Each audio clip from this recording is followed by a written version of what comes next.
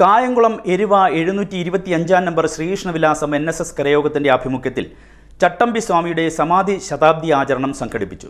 കരയോഗം president S. Mohanan Pillai ഉദ്ഘാടനം നിർവഹിച്ചു. Kayamkulam Eruva 725 number Sreekrishnavilasam NSS കരയോഗത്തിന്റെ ആഭിമുഖ്യത്തിൽ ചട്ടമ്പി സ്വാമികളുടെ സമാധി ശതാബ്ദി ആചരണം സംഘടിപ്പിച്ചു. കരയോഗം പ്രസിഡന്റ് S. മോഹനൻ പിള്ള ഉദ്ഘാടനം നിർവഹിച്ചു. ചട്ടമ്പി സ്വാമികളുടെ 100ാം ചരമ വാർഷിക ദിനം ഇന്ന് ലോകം എമ്പാടും ആദരിക്കുകയാണ്. അതിനു മുന്നോടിയായിട്ട് എരുവ 725 നമ്പർ NSS കരയോഗവും ചട്ടമ്പി സ്വാമികളുടെ 100ാം ചരമ വാർഷിക ദിനത്തിന് എൻ്റെ അനുസ്മരണം നടത്തിയാണ്. ഈ അനുസ്മരണ പ്രഭാഷണം നടത്തുന്നതിന് വേണ്ടി സെക്രട്ടറി പ്രഭാഷ് പാലാഴി അനുസ്മരണ പ്രഭാഷണം നടത്തി.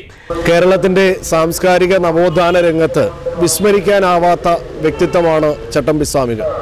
കാഷായം ധരിക്കാത്ത സന്യാസി, കമണ്ഡലവും കാവ്യവും ധരിക്കാത്ത സന്യാസി എന്നൊക്കെ നമ്മുടെ ലോകം വിശേഷിപ്പിക്കുന്ന ചട്ടമ്പി സ്വാമിയുടെ ജന്മം എന്ന് പറയുന്നത് 1853 ഓഗസ്റ്റ് 25 അദ്ദേഹം ജനിച്ചു.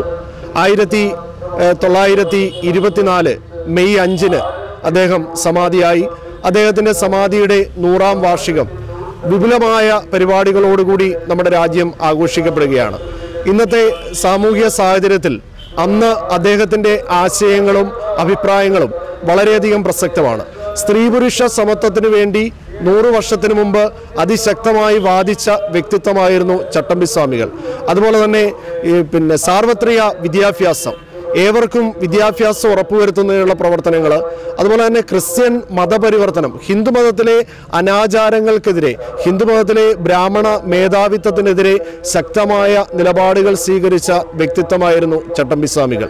മതപരിവർത്തനത്തിനെതിരെ, അതായത് ഹിന്ദുമതത്തിൽ നിലനിന്നിരുന്ന സാമൂഹികമായ സാമ്പത്തികമായിട്ടുള്ള ആ പോരായ്മകൾ മൂലം അന്ന് ധാരാളം മതപരിവർത്തന പ്രവർത്തനങ്ങൾ നടത്തപ്പെടുകയുണ്ടായി. അദ്ദേഹത്തിൻ്റെ ക്രൈസ്തവ മതപരിച്ഛേദനം എന്ന് പറയുന്ന പുസ്തകം അത് വളരെയധികം സ്വാധീനം അക്കാലത്തുണ്ടാക്കുകയുണ്ടായി. അതുപോലെ തന്നെ ജീവകാരുണ്യ പ്രവർത്തന നിരൂപണം എന്ന് പറയുന്ന മഹത്തായ പുസ്തകം എഴുതിയ വ്യക്തിത്വമാണ് ചട്ടമ്പി സ്വാമികൾ. ജീവകാരുണ്യ പ്രവർത്തനം, ഇന്ന് നടന്നുകൊണ്ടിരിക്കുന്ന ജീവകാരുണ്യ പ്രവർത്തനം ഏത് രീതിയിലാകണമെന്ന് നൂറ്റാണ്ടുകൾക്ക് മുമ്പ് അദ്ദേഹം രചിക്കപ്പെടുകയുണ്ടായി. അതുകൊണ്ട് തന്നെ കേരളത്തിൻ്റെ സാമൂഹിക സാംസ്കാരിക നവോത്ഥാന രംഗത്ത് എന്നും വിസ്മരിക്കാനാവാത്ത വ്യക്തിത്വമായിട്ട് നിലകൊള്ളുന്ന ആചാര്യൻ, സ്വാമി വിവേകാനന്ദന് പോലും ചില സന്ദർഭങ്ങളിൽ അദ്ദേഹം ഗുരുവായി തീരുന്ന ഒരവസ്ഥയുണ്ടായി.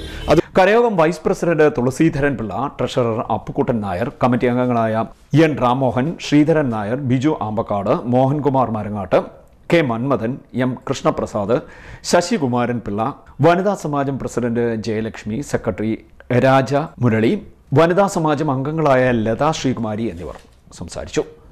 CDNet news, Kayamkulam.